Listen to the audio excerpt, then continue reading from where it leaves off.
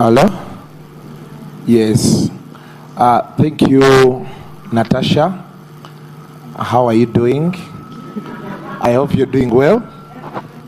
Good morning, His Excellency. Morning, Katende. How are you doing, sir?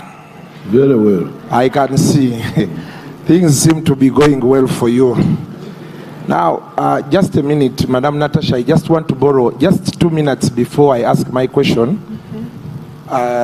I hope the camera is getting me well. Okay, so we are live on Kasuku Live, and I want to tell all my followers out there that welcome to the presidential edition of Kasuku Live. We came and finally we get to ask the big man our questions. So before I go any further, I would want to first shout out to my people out there. My Jaja is watching alongside my son and my wife. Mwenamba tumideko banaye je muri eyo mugamba mutya Zubedah wangambye omukulu we mutuuka ko nkwogereko ugamba otya Shalom Frank Ntambi nammwe mwenna abali eyo kansubire nti muri bulungi. So the question I have is about digital media, Your Excellency. Today I don't want to brag, but I'm one of the biggest YouTubers in this country. In real time here, we had over 10,000 people before we went off that we are watching on Kasuku Live. So that means it is something very big. For the youth, we are making money off these platforms. Like you can see, Natasha is here with her phone and a stand. And today you're talking to over 2 million, 3 million, 5 million Ugandans with all of us combined. But we have not yet seen government involvement in supporting us. We are not talking of supporting us in terms of giving us money because we are making the money.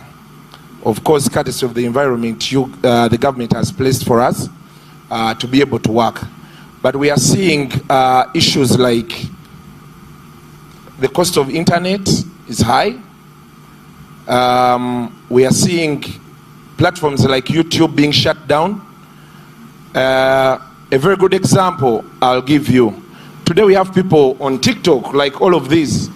If you ask these people where they were 3 years ago, they were putting on suits, going to offices to ask for jobs. Today they will tell you they are able to make 3 million shillings a month and they feed their families. So we are trying to find out how do we get the government to support the digital space? How do we get government to enhance, to understand from the things you've been explaining to us, farming and all of this? The digital space brings us closer. It connects us, the farmers, the manufacturers. But we are not seeing government coming up to tell us or even to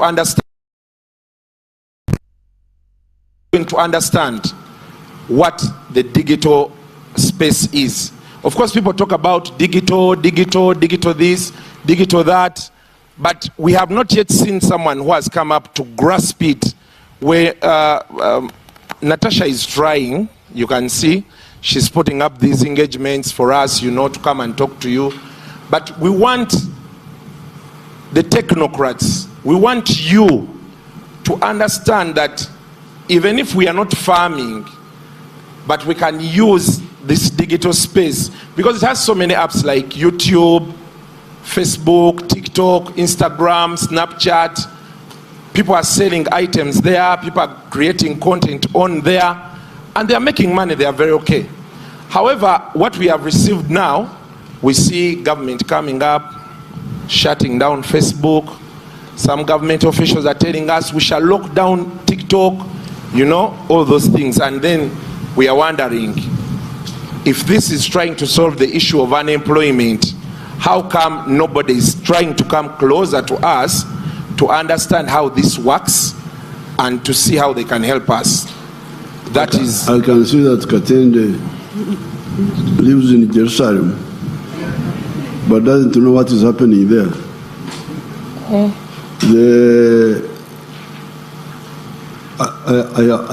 I was the first follower of that capacity of the digital. Because previously we were depending on satellite, people who were communicating by radio, by digital, electronic. We are doing so through satellite. The physics of that is line of sight. That's the physics of satellite. It's like I see with my eye, then enhanced. But it was very expensive. I don't have the details here. There was so many dollars per megabyte or so. There's something there, the way they calculate it. Is it megabyte or what? The cost. Per what? It was a lot of money. So Katende didn't know that I'm the one who worked very hard to bring the backbone,